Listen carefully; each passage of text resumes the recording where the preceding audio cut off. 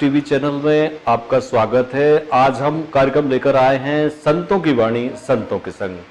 और इस कार्यक्रम में आज हमने दो संतों की वाणी आप तक पहुंचाने का संकल्प लिया है। और इसके अंतर्गत हम दो संत जो कि बहुत ही ख्याति प्राप्त हैं, बहुत ही अनुभवी हैं और बड़े अच्छे विद्वान हैं, उनको हम आपके बीच लेकर आ रहे हैं। उन्हें हमने हमारे आमंत्रण पर वो आए हुए हैं। हम उनकी वाणी के माध्यम से आज जिस बात पर चर्चा करने जा रहे हैं उसका विषय हम आपको बता दें कि आज का विषय है कि जीवन में आध्यात्म जगाएं और तनाव से मुक्ति पाएं। जी हाँ दोस्तों, ये हमारे चर्चा के विषय है आज की चर्चा का। और कार्यक्रम का नाम है संतों की वाणी संतों के संग। और इसी चर्चा में भाग लेने के लिए हमारे साथ दो संत इस समय जुड़ गए हैं। सबसे पहले मैं परिचय कराना चाहूंगा हमारे गुना और मध्य प्रदेश के एक कीर्तिमान स्तंभ, भागवत या राम कथा कहें या उनके मुखारविंद से ज्ञान की जो चर्चा कहें वो धारा प्रवाह बहती है, ऐसे बाल संत इसलिए कहना उचित लग रहा है क्योंकि उन्हें बहुत बचपन से लगभग 5 वर्ष की आयु से कथा और ये ज्ञान गंगा में भाग लेना शुरू कर दिया था। ये उनकी रुचि थी, ये कुछ ईश्वरीय प्रेरणा थी, जो भी है वो आज हमारे बीच है। उनका नाम मैं परिचय आपको बता दूं, श्री शाश्वत जी भार्गव जो हमारे साथ जुड़ गए। शाश्वत जी, आपका बहुत बहुत स्वागत है इस कार्यक्रम में। और एक और संत जो हमसे जुड़े हुए हैं, बहुत सीनियर हैं, वरिष्ठ हैं और बहुत ही अनुभवी हैं। आप भागवताचार्य भी हैं और ज्योतिषाचार्य भी हैं। ये दोनों विधाएं आपके पास हैं और वो कुरावर से, मध्य प्रदेश के कुरावर से हमारे साथ जुड़े हुए हैं। उनका नाम है आचार्य श्री संतोष तिवारी जी। संतोष तिवारी जी, आपका बहुत बहुत स्वागत है इस कार्यक्रम में।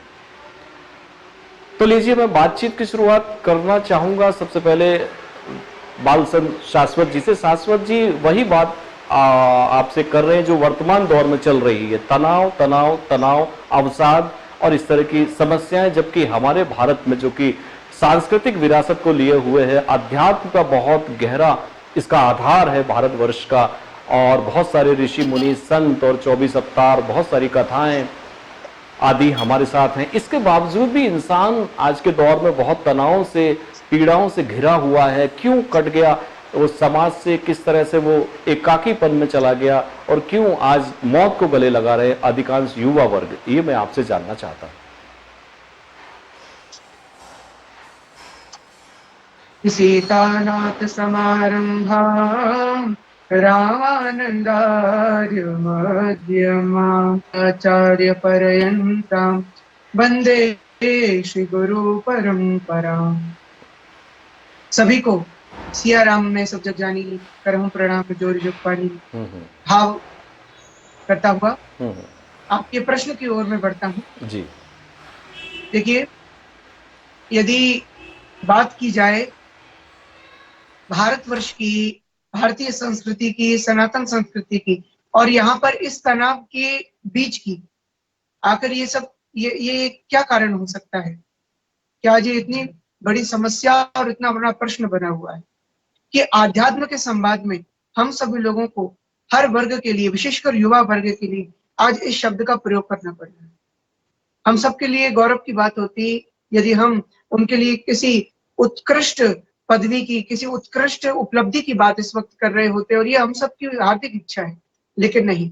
देखिए, भारतवर्ष अपनी उन्नत संस्कृति के लिए पूरे विश्व में विख्यात है और सदियों से हमारी संस्कृति ने मानव मात्र के कल्याण की न केवल कामना की है, बल्कि इसके अंतर्गत आए एक एक संस्कार में मनुष्य को अहिंसा, सत्य स्तेयम या पदार्थ परिग्रह, ब्रह्मचर्य तप सोच स्वाध्याय पुरुषार्चनेयम, यानी इन सबसे मानव जीवन को उत्कृष्टता की ऊंचाइयों तक पहुंचाया है।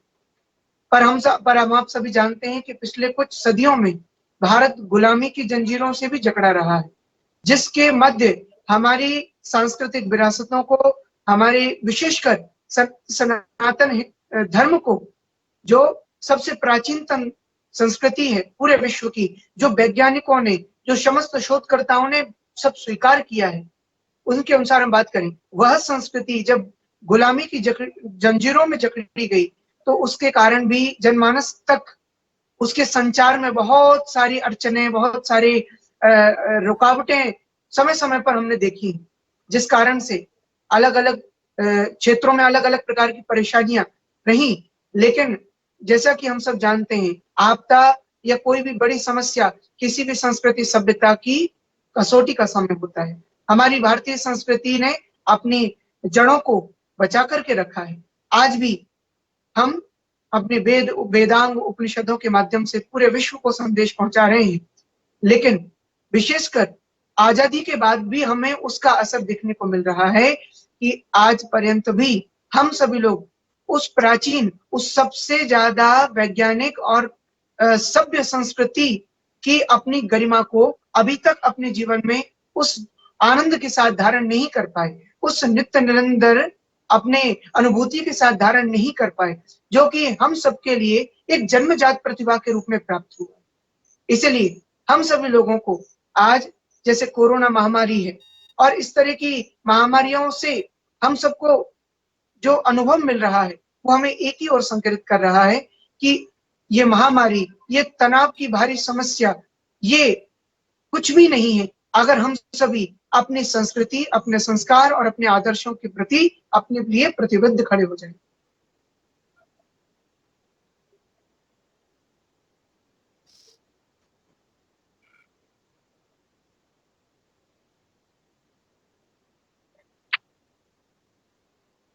संतोष तिवारी जी, आपसे जानना चाहेंगे, इतने सारे अवतार, जी। इतनी प्राचीन संस्कृति, इतने सारे वेद पुराण उपनिषद सबके होते हुए भी भारतीय संस्कृति का जो पतन हुआ है और उसके कारण आज जो युवा मन है वो धीरे धीरे अवसाद और तनाव की ओर बढ़ता चला जा रहा है, और क्यों नहीं जुड़ पा रहा है भारतीय संस्कृति से, इसकी क्या वजह आप मानते हैं आचार्य जी? जी, जय श्री कृष्ण। जय श्री कृष्ण। संक्रम शंकराचार्यम केशवम बादरायणम सुतभाष्य कृतो वंदे भगवंतो पुनः पुनः। देखिए, भारतीय संस्कृति जी वर्ल्ड के 200 देशों में से भारतीय संस्कृति का महत्व अधिक है, क्योंकि भारतीय संस्कृति हमेशा संस्कार को अपनाती है। जी, वो संस्कार है तो सब कुछ है। यदि किसी देश को नष्ट करना है तो वहां की संस्कृति को नष्ट कर दिया जाए, अपने आप नष्ट हो जाए। क्या बात है। और अध्यात्म की ओर यदि हमको जाना है तो शास्त्र में लिखा है, नाना शास्त्रम पठम लोके नाना देवत पूजनम आत्मज्ञानम बिना न पार्थम सर्व कर्म निरर्थकम। नाना प्रकार के शास्त्र को पढ़कर के मानव ज्ञानी बन सकता है, नाना प्रकार के देवताओं को पूजन करके देवत्व को प्राप्त कर सकता है। क्या बात। पर जिसके अंतःकरण में आत्मज्ञान नहीं है उसका तो सारा ही कर्म निरर्थ बताया गया है। और हमारे शास्त्रों से निकला है।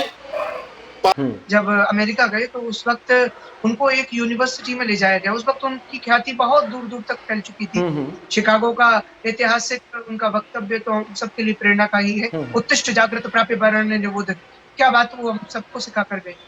तो अमेरिका की एक यूनिवर्सिटी में उनको कुछ लोगों ने अपमानित करने का प्रयास किया। जी, कैसे? उनको एक यूनिवर्सिटी में ले जाकर एक कक्ष में ले जाया गया और वहां पर कुछ पुस्तकों का खंड दिखाया गया और उस पुस्तक के खंड में एक के ऊपर एक पुस्तक की इमारत रखी गई और वो जो इमारत रखी गई थी उसमें क्रम से सारी पुस्तकें रखी गई। हमारी गीता जी रखी गई थी सबसे नीचे। जी जी जी। और उनका जो बाइबल है उसे सबसे ऊपर रख दिया गया और उनको ये शाश्वत जी भार्गव है जो कि बाल संत कहलाते हैं और पिछले 10-15 सालों से आप सक्रिय हैं इस ज्ञान गंगा को आगे बढ़ाने में। और कुरावर से हमारे वरिष्ठ संत आचार्य संतोष तिवारी जी जो भागवताचार्य भी हैं और ज्योतिषाचार्य भी हैं। फिलहाल मैं संतोष तिवारी जी, मेरी आवाज आप तक आ रही है क्या? अच्छा, आपका दृश्य हमें मिल रहा है क्या? हमारा दृश्य आप देख पा रहे हैं? हमें बिजली आ गई है, अब आप हमको दिखाना चाहिए। आप कंटिन्यू रखिए, बोलिए। जी, आप दिखाई नहीं दे रहे हैं हमको, हम तो दिखाई दे रहे हैं। बिल्कुल, अभी आपको दिखाते हैं, अभी आपको दिखा रहे हैं। इसके पहले मैं जब तक थोड़ा शाश्वत जी से ले लेता हूँ। शाश्वत जी, अभी जो संत की परिभाषा आपने बताई, ज्ञान को अंतःकरण को अपने अंतःकरण में नहीं ले जाएंगे तब तक कुछ आचार्य जी ने जो बातें कही हैं। दूसरी बहुत बड़ी बात वो बार बार अपने इन विचारों में अपने ज्ञान के माध्यम से कह रहे हैं कि जब तक संस्कार भारत भूमि पर नहीं उतरेगा, यानी जो युवा पीढ़ी है, जो उनके माता पिता अगर उनको संस्कार से नहीं जोड़ेंगे तो भारत का कोई चरित्र उदय होने वाला नहीं है, भारत का कोई विश्व गुरु बनने वाला नहीं है। क्योंकि हम पाश्चात्य संस्कृति को अपनाकर जितने तरह के जो हमारे यहाँ mother's day, father's day, children's day और डॉटर डे, पता नहीं जो डे परंपरा जो हमारे अंदर प्रवेश कर गई है, तो वो भारतीय संस्कृति को कितना नुकसान पहुंचा रही है, मैं इस और उससे बच्चे कितना तनाव की ओर जा रहे हैं, इसको थोड़ा सा आप जोड़कर थोड़ा हमें बताइए।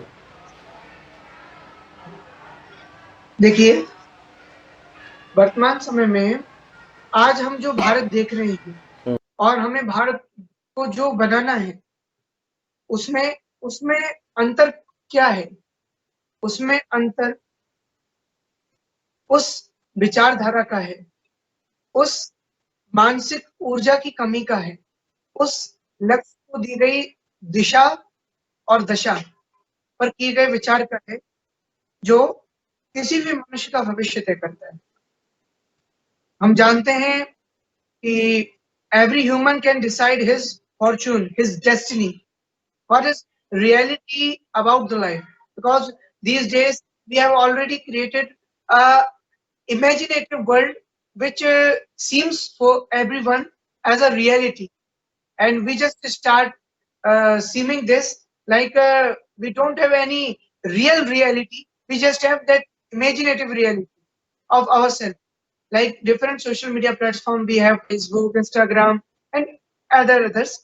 These are making different type of imaginative world. Yeah, these social media platforms have different benefits. कई इसके फायदे भी हैं, जिससे हम सब जान रहे हैं। लॉकडाउन के समय में जब आवाजाही, संसाधन और बहुत से रास्ते बंद हो गए हैं, इस बीच में हम सभी के बीच सोशल मीडिया और जो तकनीक जो आज मोबाइल के रूप में, टीवी के रूप में आई है, यदि ये ना हो तो संचार के भी साधन ही ठप पड़ जाएंगे। जी जी जी हमारे तो इनके सदुपयोग भी किए जा सकते हैं, जो आज बहुत बड़ी संख्या में किए जा भी रहे हैं, इसमें कोई दो राय नहीं है। लेकिन उन किए गए सत प्रयासों से हम अपने जीवन को कितना ज्यादा प्रभावित कर रहे हैं और हम अपनी दृष्टि से संसार को कैसा देख रहे हैं। हम दुनिया भर का ज्ञान प्राप्त कर लें, लेकिन अगर उस ज्ञान को प्रोसेस करने के लिए जो स्थिति हमारे अंदर होनी चाहिए, जो पात्रता हमारे अंदर होनी चाहिए कि उस ज्ञान को पाने के बाद हम अपनी दुनिया को देखने का नजरिया बदलें। जी जी जी Perception is the way to see this world. The right perception is the essentiality of every human kind. जी, बहुत अच्छी बात। यदि युवा वर्ग अपने आप को सुस्त और बिल्कुल अस्त-व्यस्त पाएगा हर परिस्थिति में, बीमारी से ग्रस्त देखता रहेगा, अगर वो अपने को तनाव से ग्रस्त देखता रहेगा, तो फिर अपने भविष्य के लिए क्या विचार कर सकेगा या क्या अपने भारत का निर्माण कर सकेगा? क्या वो भारत के लिए कुछ कर पाएगा? जी जी जी जी सब सोचते हैं यदि हमारे सैनिक लोग अगर इतने सजग ना होंगे तो इस वक्त चीन जैसी एक विशाल शक्ति के साथ जो भारत जूझ रहा है और उसको बराबर टक्कर दे रहा है, उसको दो हाथ दिखा रहा है, वो हम सभी कल्पना भी नहीं कर पाएंगे। तो इस वक्त उस ज्ञान को प्रोसीड करने के लिए हम सभी लोगों को इस निश्चय पर पहुंचना होगा कि हम जो भी ज्ञान आज किसी भी इंफॉर्मेशन को अपने अंदर पाए, उस इंफॉर्मेशन को अपने तक पाकर हमने उस इंफॉर्मेशन से अपनी जिंदगी को कैसे और अपनी जिंदगी में उसका बना पाया। जी जी जी शाश्वत जी, मैं फिर से आचार्य जी की तरफ चलता हूं, क्योंकि आपने भी बहुत अच्छी बात कह दी है कि युवाओं को अपना दृष्टिकोण बदलना होगा। इसमें कहा भी गया है कि बदला जाए दृष्टिकोण यदि तो इंसान बदल सकता है और दृष्टिकोण के परिवर्तन से अरे जहान बदल सकता है। इसी पंक्तियों के साथ मैं आचार्य संतोष तिवारी जी के साथ जुड़ना चाहूंगा। तिवारी जी, ये जो दृष्टिकोण वाली बात आ रही है, आप अपनी भागवत कथाओं के माध्यम से युवा पीढ़ी को बदलने के लिए या भारतीय संस्कृति से जुड़ने के लिए या संस्कारों से जुड़ने के लिए किस तरह की पहल करते हैं और उनके माता पिता को कि वो अपने बच्चों में संस्कार डालें, कितना जोर देते हैं, क्या प्रयास कर रहे हैं, मतलब क्या इस चीज को समझ रहे हैं?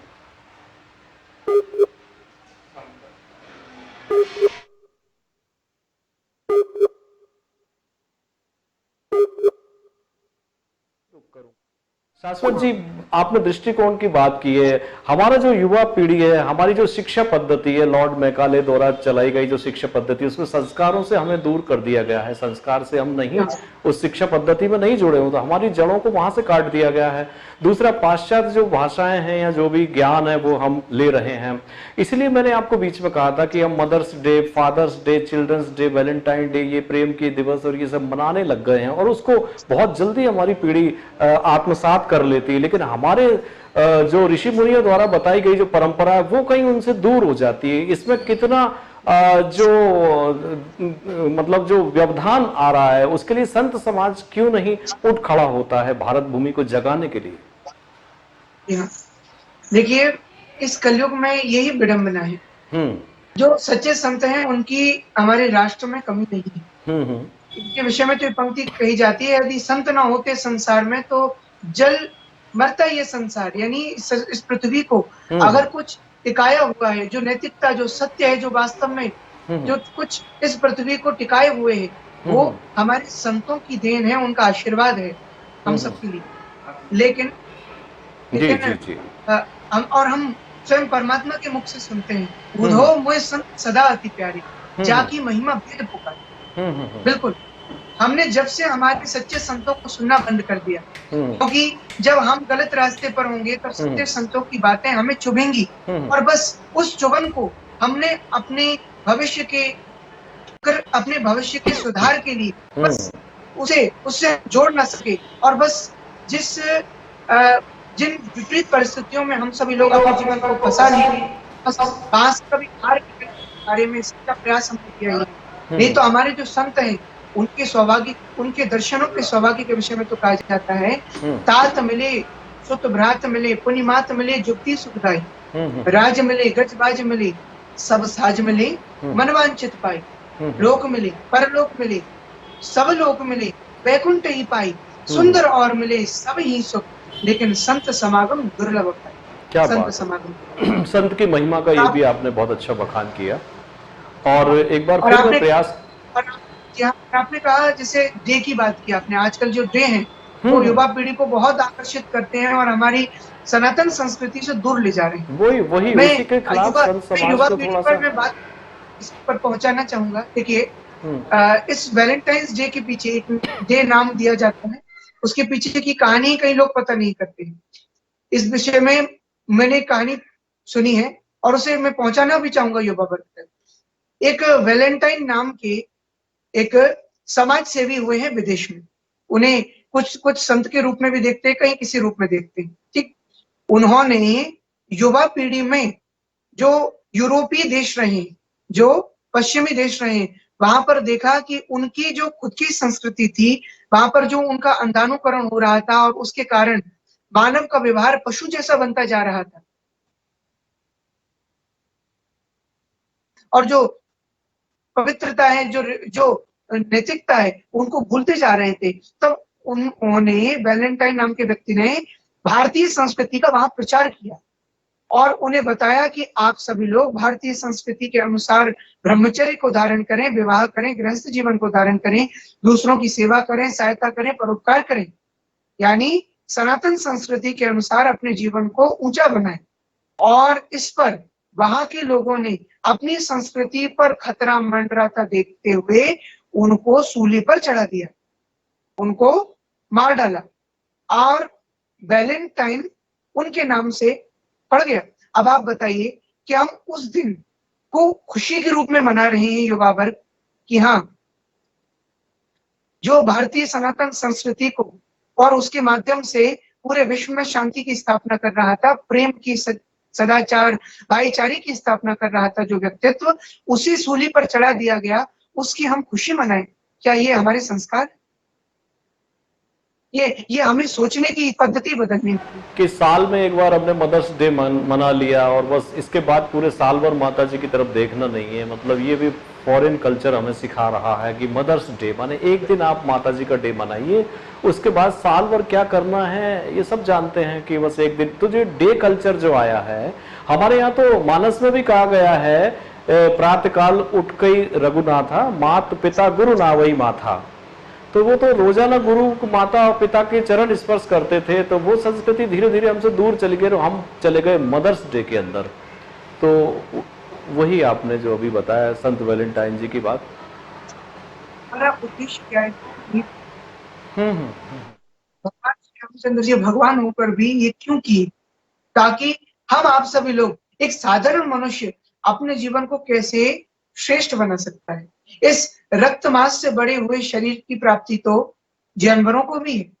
देहे अस्ति मांस रुधिरे अमृतम त्यष्टम जाया सुता दिशु सदा ममताम विमंच पश्यानिशम जगदिदम क्षणभंग निष्ठम वैराग्य राग रसिको भव भक्ति निष्ठ। यदि हम सभी ने इसको पाने के बाद भी अपने उद्धार के लिए कुछ प्रयास नहीं किया, तो हम में और उस जानवर में कोई अंतर नहीं होगा। हम ये बात पूरे विश्वास के साथ कह सकते हैं। क्या भगवान श्री राम ने क्यों हमें बताया? प्रातः काल उठकर रघुनाथा माता पिता गुरु ना वही माता, वे उनको शरण नवाते हैं। आज के बच्चों को शर्म आती, अगर वही बच्चे बड़े होकर अपने माता पिता को उनमें जूते मारते हैं, उनमें लात मारते हैं, उन पर प्रहार करते हैं, उनको गालियां देते हैं और उनका अपमान करते हैं, उन्हें नीचा दिखाते हैं, जिन्होंने बिना किसी स्वार्थ के, जब वो इस अवस्था के थे कि कुछ समझते नहीं थे, इस दुनिया को जानते नहीं थे, तब उन्होंने निश्चल प्रेम करके न केवल उन्हें उनको रक्षा दी, उनको संरक्षण दिया, उनका पालन पोषण किया, उन्हें बड़ा किया, बल्कि उनकी हर ख्वाहिश के लिए अपने खुद के सपनों को भी धू करके जला दिया अपनी आंखों के सामने। और वे बच्चे जब उनका ही अपमान करेंगे, तो हम समझ सकते हैं कि ये हमारी भारतीय संस्कृति कहीं भी नहीं हो सकती। ये वास्तव में पाश्चात्य संस्कृति का ही असर है, जो कि हम कह सकते हैं कि हाँ, जन्म तो भारतीय संस्कृति में मिला, ये सौभाग्य है। दुर्लभे भारत वर्षे जन्म तस्मा मनुष्यता और मानुष्य दुर्लभे चापी स्व धर्म प्रवर्तिता। यह जन्म मिलना, या मानव शरीर मिलना, और ये सुंदर आध्यात्मिक धार्मिक हमको भूमि पर्यावरण वातावरण मिलना, ये परमात्मा की विशेष कृपा का एक प्रत्यक्ष प्रमाण है। लेकिन उसके बाद भी अगर हम अपने उद्धार की जगह अगर पतन की ओर जाने लगे, तो फिर उस मनुष्य के जीवन को कोई भी नहीं सुधार सकता। जब वो स्वयं ही नहीं सुधरना चाहता, तो हम आप सभी जानते हैं, तो फिर ऐसे व्यक्ति को कौन बनाए, कौन सुधारे? इसलिए मैंने बात रखी, नजरें बदलिए, नजारे बदल जाएंगे। हम अपनी सोच को बदलें और हमारी और यहीं पर हम सभी लोग अपनी संस्कृति की ओर लौट जाएंगे।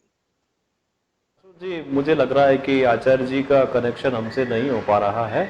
आचार्य जी शायद हमारी बात को सुन रहे होंगे, और आपने जो इतनी अच्छी अपना दृष्टिकोण जो बताया है, जो नजरिया आज प्रकट किया है, आप इतने कम उम्र के एक अभी इस ज्ञान गंगा में चल रहे हैं, इस भागवत और रामचरितमानस का ज्ञान लोगों तक पहुंचा रहे हैं, और इतनी अच्छी अच्छी बातें आप कर रहे हैं। निश्चित तौर से जो आपके श्रोता वर्ग है, जो आपको पसंद करते हैं, वो निश्चित तौर से सार्थकता महसूस करते होंगे आपको सुनकर।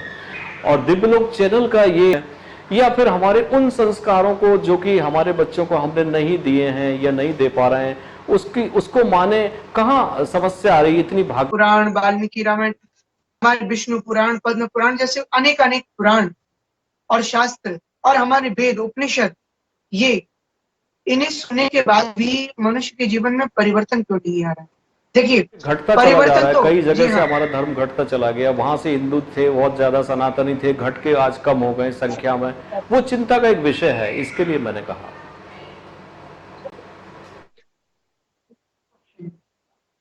इससे प्रभाव तो जनमानस तक पहुंच रहा है, लेकिन हम सब जानते हैं कि आज के समय में व्यक्ति ने अपनी दिनचर्या को ऐसा बना लिया, हम पहले शुरुआत होती थी, हम करते थे अपने स्वयं के अंदर विराजमान समस्त देवी देवताओं को प्रणाम करते हुए, कराग्रे वसते लक्ष्मी, करमध्य सरस्वती, करमूले स्थित गोविंदा, प्रभाते कर दर्शन। हमारे प्रत्येक कदम के लिए हम कितने जागृत होते थे, उसके विषय में आप जान सकते हैं। हम क्षमा याचना करते थे माता पृथ्वी से सर्वप्रथम, समुद्र वसने देवी पर्वत स्तन मंडिते, विष्णु पत्नी नमस्तुभ्यम, पादः स्पर्शम क्षमस्वमेव। तो ये प्रमाण है। हमारी संस्कृति तो सबसे उन्नत रही है, और उसने दिव्यता के साथ हमें जोड़ा है, हमें भौतिकता से, इस 5 भौतिक देह से बहुत ऊपर उठा दिया है। लेकिन जो बीच में जो लिंक है, वो कनेक्शन अगर टूटी है तो व्यक्ति के खुद के ही प्रक्रमों के कारण टूटी है। हम जानते हैं हमारे इतिहास में बहुत से समय हम जो अपनी गुलामी की जंजीरें हैं उनसे हम जूझते रहे हैं और बहुत कुछ हमने झेला है, लेकिन उसके बाद से जनमानस के अंदर जागृति की जिस स्वतंत्र भारत की अपेक्षा हम करते थे, आज वो और ज्यादा गुलाम हो गया है। स्वतंत्रता के समय हम सुनते थे कि लोग कितने जागरूक होते थे अपनी संस्कृति के लिए, अपने संस्कारों के लिए। हमारे वीर शहीदों के हम नाम सुनते थे। आज से 60-70 साल पहले ऐसे आदर्श पुरुष हमारे ही देश में हैं जिनको आज भी जी रहे लोगों ने अपनी आंखों से देखा है और हम उनसे सुनते हैं कि उनका जीवन कितना आदर्श हुआ करता था। जो भगवान श्री रामचंद्र जी, जो भगवान श्री कृष्ण के विचारों को अपने जीवन में अपनाकर पूरे राष्ट्र के लिए एक उदाहरण बनते थे। ये सब कहाँ से आया? ये सब हमारे वेद, शास्त्र, पुराणों से ही तो आया है। हमारे भगवान श्री कृष्ण ने, हमारे भगवान श्री राम ने हमको वेद शास्त्रों से ही और भगवान ने संतों से ही जोड़ने का काम किया है। यही भगवान कहते हैं, संत मिले तो मैं मिल जाऊं, संत न मुझसे न्यारे, बिनु सत्संग मोहि ना पावे। अगर मुझे भी पाना है तो बिनु सत्संग मोहि ना पावे, लाख जतन कर डाले, मोहि संत सदा अधिकारे।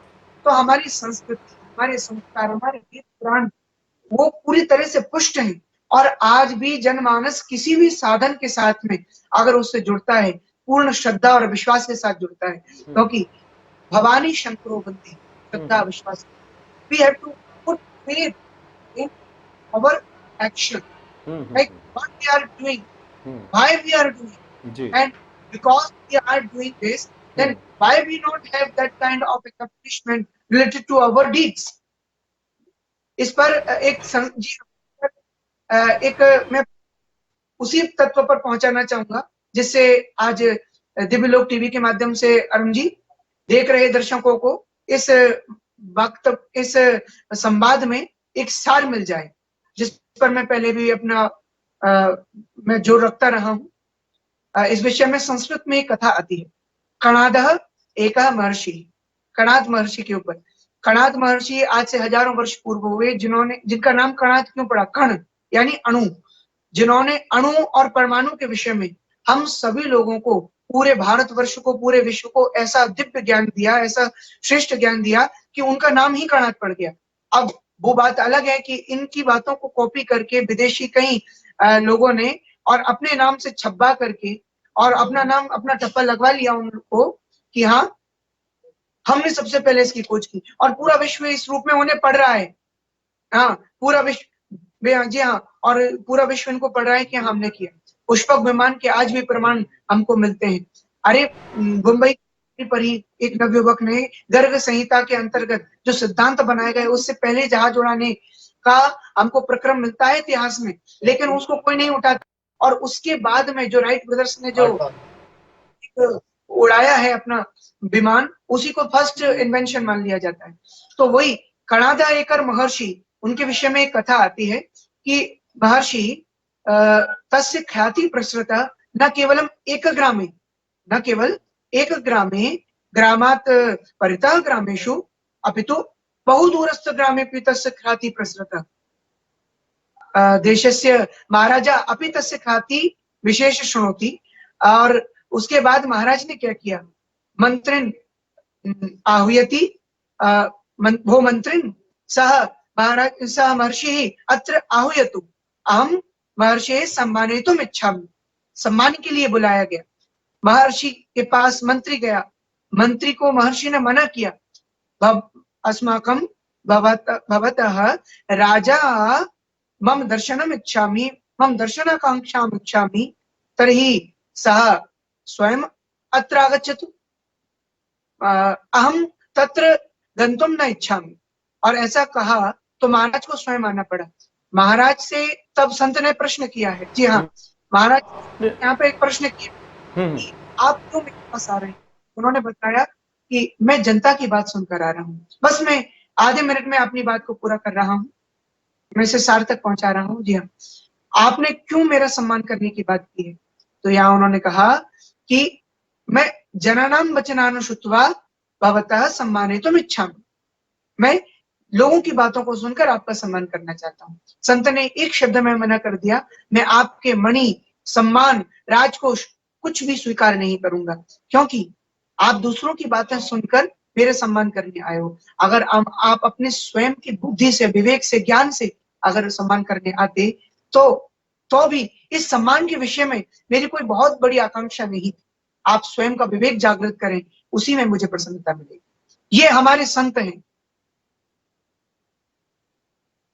चलिए हम कोशिश करेंगे कि इस चर्चा को, जैसे आपने महर्षि कणाद की बात की है, तो हम बहुत सारे जो महर्षि ऋषि मुनि हैं जिन्होंने बहुत बड़ी बड़ी खोज की है, एक चर्चा हम उन पर भी लेकर आएंगे कि भारत की प्राचीन विरासत और ऋषि परंपरा, इस पर भी हम बात करेंगे। आज का हमारा चूंकि विषय तनाव से संबंधित है और अध्यात्म जीवन में कैसे लाएं, संतों के माध्यम से लाएं या हमारे धर्म ग्रंथों के माध्यम से लाएं, इस पर हम आज हमारा ध्यान केंद्रित रहा। और आपने बताया कि निश्चित तौर से संतों के सानिध्य पाके हमारा मनोबल इतना ऊंचा हो जाता है कि मतलब उस मनोबल से हम बड़े बड़े काम कर लेते हैं, क्योंकि आज भारतीय फौज जो चीन की सीमा पर हमारी रक्षा कर रही है, उसका मनोबल इतना ऊंचा है, चाहे वो कश्मीर क्षेत्र हो, कोई सब हमारा बॉर्डर हो, तो मनोबल इतना ऊंचा है कि वो उनको इस कार्य को करने का उनको साहस प्रदान कर रहा है। ये हमारी भारत भूमि का ही एक पुण्य प्रताप है। निश्चित तौर से आपकी बातों से बहुत सी बातें निकल के आई हैं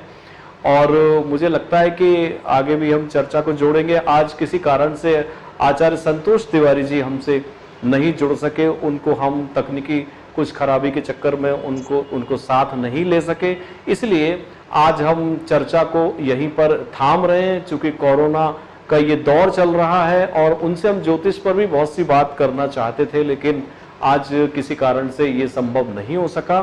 तो शाश्वत जी चलते चलते बस अपनी एक थोड़ा सा छोटा सा आज के लिए कुछ दिव्य संदेश दिव्यलोक टीवी के दर्शकों को, उसके बाद हम कार्यक्रम का समापन करेंगे।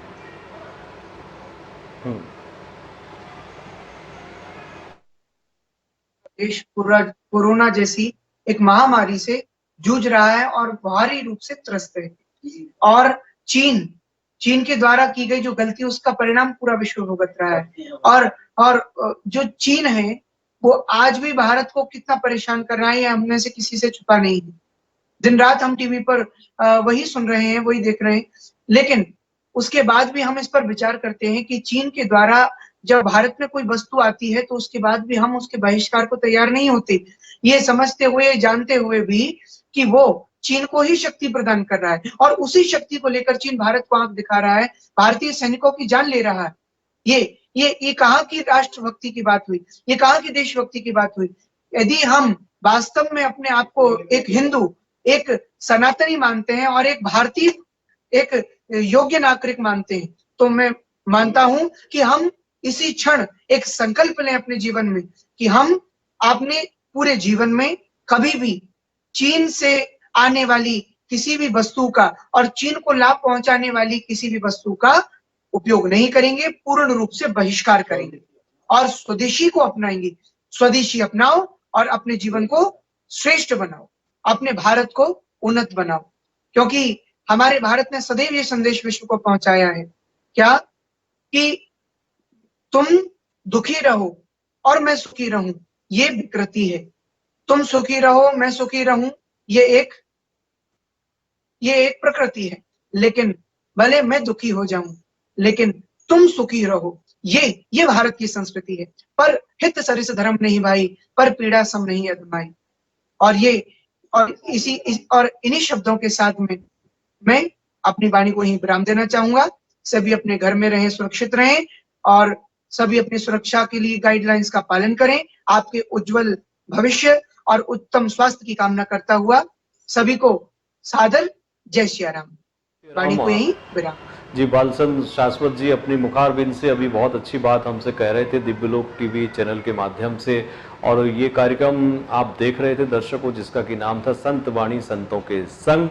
और आज इस चर्चा का विषय था जीवन में आध्यात्म जगाएं और तनाव से मुक्ति पाएं। हमने बहुत सारे पहलू देखे, समझे, सुने। बालचंद जी हमारे साथ जुड़े हुए थे, हम उनका बहुत बहुत आभार व्यक्त करते हैं। साथ ही हमारे कुरावर से एक और हमारे वरिष्ठ भागवताचार्य और ज्योतिषाचार्य भी जुड़े हुए थे, श्री संतोष तिवारी जी, आचार्य संतोष तिवारी जी का भी हम बहुत बहुत शुक्रिया और आभार व्यक्त करते हैं। किसी कारण से वो आज, हम फिर किसी दिन उन्हें लेकर आएंगे और इस चर्चा को और आगे तक लेकर जाएंगे। धर्म का हरि कथा हरि अनंत, हरि कथा अनंता, हरि बहुत अनंत है ये कथा जो चलती रहेगी दिव्यलोक चैनल पर। तो आप देखते रहिए और जुड़े रहिए दिव्यलोक टीवी। मैं अरुण श्रीवास्तव आपसे इस समय लेता हूं कार्यक्रम समाप्त करने की इजाजत। तो आप दीजिए मुझे अनुमति। सभी दर्शकों को नमस्कार।